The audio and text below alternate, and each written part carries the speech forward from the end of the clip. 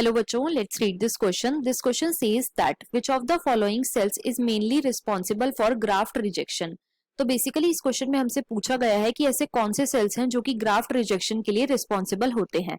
Option 1 NK cells, option 2 cytotoxic T cell, option 3 helper T cell and option 4 plasma cells. अब अगर इस question के मैं की कॉन्सेप्ट की बात करूं तो इस क्वेश्चन का जो की कॉन्सेप्ट है वो है immune system. Let me right it over here. It is immune system. अब बच्चों जो हमारा इम्यून सिस्टम होता है इसके पास एक प्रॉपर्टी होती है कि ये डिफरेंशिएट कर सकता है between self and non self. अब जो चीजें हमारी बॉडी की नहीं है, मतलब कि जो नॉन सेल्फ है, उसके ऊपर हमारा इम्यून सिस्टम जो है वो अटैक करता है.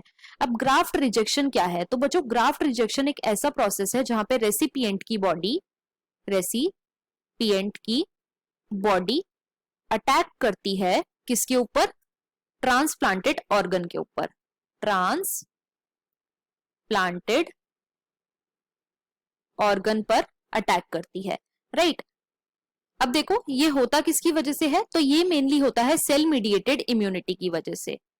Cell mediated immunity. और इस इम्यूनिटी में कौन से सेल रिस्पॉन्सिबल होते हैं? तो बच्चों वो होते हैं टी सेल. और टी सेल में भी मेनली साइटोटॉक्सिक टी सेल.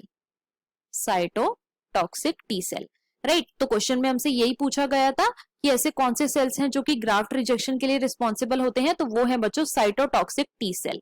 अब हम अपने ऑप्शंस को चेक कर लेते हैं. ऑप्शन 1 में हमें गिवन है एनके सेल्स, ये इनकरेक्ट है. ऑप्शन 2 में हमें गिवन है साइटोटॉक्सिक टी सेल, ये करेक्ट है. ऑप्शन 3 में हमें गिवन है हेल्पर टी सेल्स, ये इनकरेक्ट है. और ऑप्शन 4 में हमें गिवन है प्लाज्मा सेल्स, तो ये भी इनकरेक्ट है. तो हमारा यहाँ पे जो करेक्ट ऑप्शन है वो है option number 2. So the final answer of this question is option number 2, that is cytotoxic T cell. I hope you understood it well. Best of luck.